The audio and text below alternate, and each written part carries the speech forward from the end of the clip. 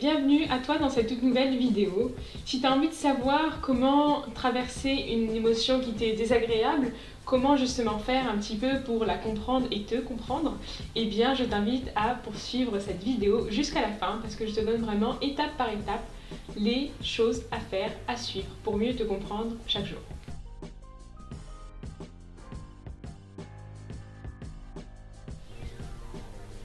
Hello à toi et bienvenue dans cette toute nouvelle vidéo. Moi c'est Leïla et si tu ne me connais pas, je t'invite à aller voir sur ma chaîne YouTube les différentes vidéos de présentation que j'ai pu t'y mettre.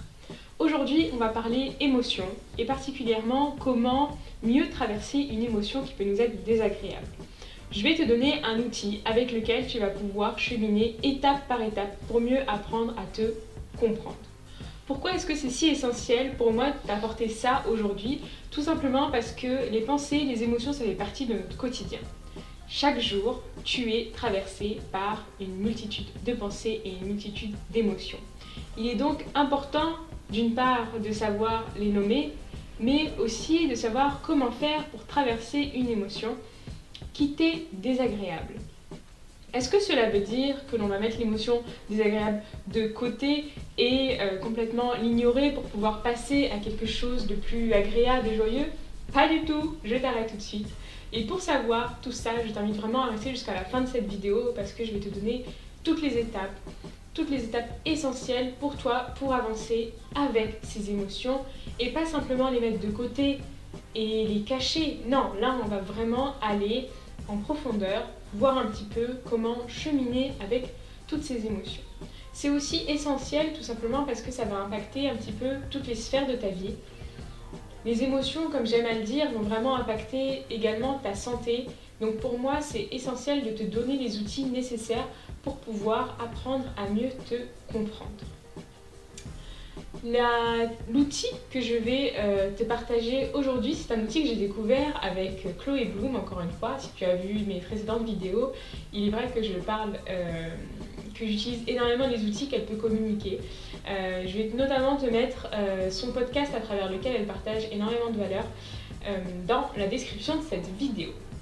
Et la seconde personne également, qui a travaillé aussi en collaboration du coup avec Chloé Bloom sur ce projet, eh bien, c'est Jonathan Lehman qui a notamment fait une méditation guidée sur cet outil dans son application Seven Minds, qui est une application du coup de méditation guidée. Donc voilà un petit peu comment j'ai découvert ce fabuleux outil. Donc qu'est-ce que c'est? C'est tout simplement une méthode RAIN. Excusez-moi pour mon accent anglais qui n'est pas very good du tout. RAIN, pourquoi RAIN? Tout simplement parce que chaque lettre va être une étape à suivre. Je prends mes petites notes, donc si vous me voyez regarder vers le bas, vous voyez un petit bloc-notes apparaître, c'est tout simplement mes petites notes pour ne rien oublier et surtout vous partager toutes les valeurs que j'ai pu découvrir à travers cet outil et qui m'est très aussi utile au quotidien. Donc, RAIN, c'est une méthode qui est utilisée pour vraiment comprendre les émotions qui vous traversent et mieux vous comprendre, en fait, comme je vous le disais au début de cette vidéo. Donc, le R signifie reconnaître. Donc, la première étape, lorsque vous allez avoir une émotion qui vous traverse, notamment une émotion désagréable, parce que c'est souvent celle qu'on a le plus de mal à accepter, tout simplement, eh bien ça va être de reconnaître cette émotion, de mettre des mots dessus, de savoir si c'est de la tristesse, si c'est de la colère. Encore une fois, je vous l'ai déjà dit dans des vidéos précédentes, mais il est essentiel d'apprendre à mettre des mots sur ce que vous ressentez.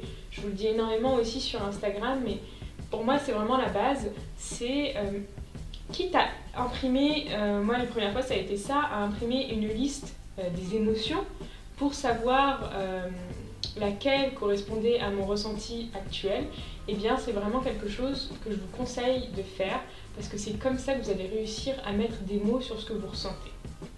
Et en plus par la suite ça va vraiment vous aider de manière plus générale dans votre communication aux autres. Si vous apprenez à vous comprendre, vous allez mieux réussir à exprimer ce qui se passe à l'intérieur de vous, mais aussi à mieux comprendre ce qui se passe autour de vous. Donc voilà. Vraiment reconnaître l'émotion qui est en train de vous traverser. Ensuite, le A, ça va être l'acceptation. Chaque émotion a besoin d'être ressentie et est importante pour vous. Une émotion qui vous traverse, c'est un message qui vous est envoyé.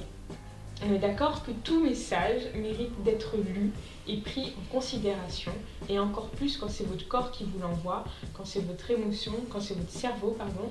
Donc vraiment de l'accepter, de la sentir légitime. On s'en fiche que les autres ne l'estiment pas comme légitime, qu'on vous dise ou pas que ce que vous êtes en train de vivre est important ou pas, peu importe. Comment vous êtes en train de le vivre, c'est ça qui est essentiel. Ensuite, le I, ça va être d'investiguer, de comprendre d'où vient l'émotion et qu'est-ce qui fait que vous êtes en train de vivre cette émotion. Quelle est la situation qui vous a mis dans cet état-là, et d'aller investiguer un petit peu sur le pourquoi du comment, aller cheminer.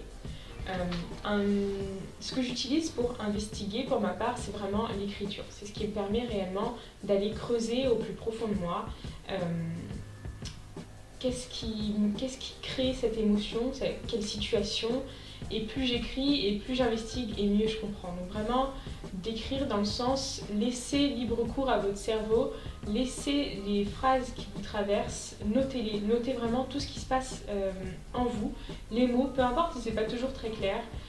Vous allez voir qu'au fur et à mesure, vous allez mieux comprendre ce qui est en train de se passer. Et parfois, on sous-estime le pouvoir de l'écriture et ce qui peut en ressortir. Ensuite, après, donc on a dit reconnaître, accepter, investiguer. Le N, c'est la non-identification. Pourquoi la non-identification? Tout simplement parce que vous n'êtes pas votre émotion. Vous n'êtes pas tristesse. Vous n'êtes pas colère. Vous n'êtes pas peur. Vous êtes une personne en train de vivre une situation particulière qui lui génère certaines émotions. Et plus exactement, vous avez certaines pensées qui sont en train de vous traverser qui génèrent des émotions. Donc, vous n'êtes pas cette émotion. Vous êtes simplement une personne en train de vivre une émotion désagréable. Donc, c'est vraiment de vous désidentifier de cette émotion pour éviter de vous engluer dans une situation dans laquelle vous n'êtes pas déjà à l'aise et pour ne pas la vivre, entre guillemets, plus longtemps que nécessaire. Voilà. Ensuite, ça va être, après la non-identification, ça va être tout simplement d'accepter un petit peu ce qui est en train de se passer, de laisser l'émotion vous traverser. Là, on n'est pas dans la recherche d'aller au plus vite possible à une émotion agréable. Laissez l'émotion vous traverser. Vous en avez besoin. Il est parfois nécessaire de laisser du temps à son corps, à son être, de traverser cette émotion. Donc, de traverser cette tristesse, de réellement être triste à un moment donné. Si vous avez envie de pleurer, de vous laisser pleurer. Notamment, j'ai fait un post sur Instagram sur les pleurs et sur la nécessité de pleurer suite à un cours de naturopathie que j'ai eu, où notre prof nous a bien mis en évidence qu'il était bon pour notre santé de pleurer et qu'il était même essentiel tout simplement parce que au niveau de nos glandes lacrymales, eh bien, notre corps il stocke certaines toxines que notre organisme au bout d'un moment a nécessité de libérer. Et d'autant plus que lorsque vous allez pleurer, à la fin de ces pleurs, votre organisme génère des hormones qui vont vous permettre de vous mettre dans un état positif et de vous sentir beaucoup mieux. Donc on sous-estime le pouvoir des pleurs. Si vous ressentez le besoin, il n'y a pas de honte à avoir envie de pleurer et à pleurer, bien au contraire, lâchez-vous.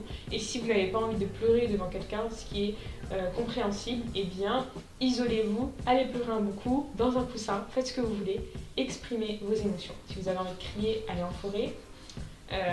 Sauf si vous avez envie de crier chez vous et que vous vous sentez libre de crier chez vous, criez chez vous, ne vous déplacez pas. Si vous préférez faire dans un oreiller, faites-le dans un oreiller, peu importe. La meilleure manière qui soit pour vous d'exprimer cette émotion. Encore une fois, je le répète, mais c'est essentiel, toute émotion est légitime à vivre et vous devez vous sentir en droit d'avoir une émotion qui vous traverse, peu importe la situation, peu importe que cela semble anodin pour telle ou telle personne, on s'en fiche. Si ça a une importance pour vous, ça a une importance. Donc voilà, la laisser vous traverser, de voir aussi quelles leçons vous pouvez tirer de la situation qui vous a généré cette émotion qui vous semble désagréable. Et voilà, vraiment prendre le temps de laisser tout ça émerger et sortir. Et vous allez voir qu'en fait, en faisant ça, en acceptant, en étant indulgent avec vous-même, l'émotion va passer beaucoup plus vite que vous ne le croyez, et notamment ce qui aide le plus, on va dire, en fonction de chacun bien sûr, mais généralement ce qui aide le plus la personne à se sentir mieux, ça va être l'investigation, de comprendre la situation. Et encore une fois, si vous avez du mal à vous détacher d'une situation, à prendre du recul, je vous ai fait la semaine dernière une vidéo là-dessus avec le modèle de Brooke, et je trouve que ces deux exercices sont tout à fait complémentaires.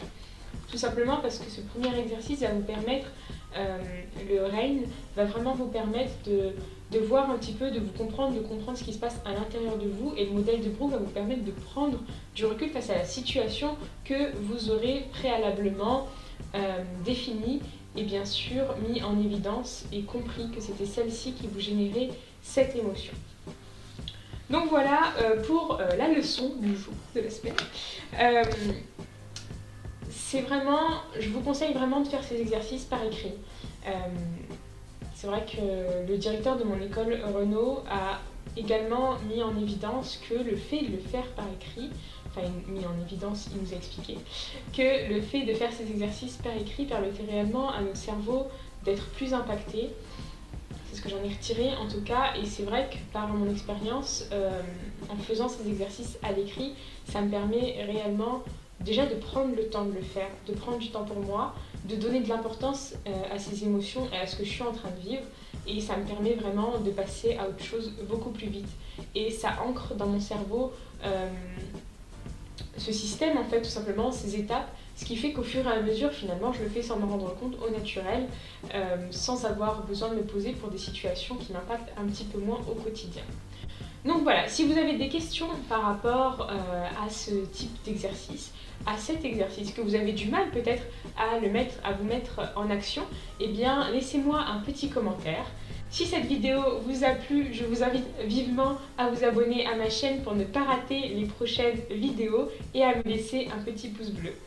Sachez en tout cas que plus on partagera ce type de message, plus on aidera les personnes à tout simplement se comprendre, à se connaître, et bien sûr plus cela leur permettra d'impacter de manière positive leur vie. Donc si vous aussi vous avez envie d'impacter de manière positive la vie des autres, je vous invite à partager cette vidéo, et je vous dis à la semaine prochaine pour de nouveaux exercices, de nouvelles valeurs et de nouveaux partages. Belle semaine à vous!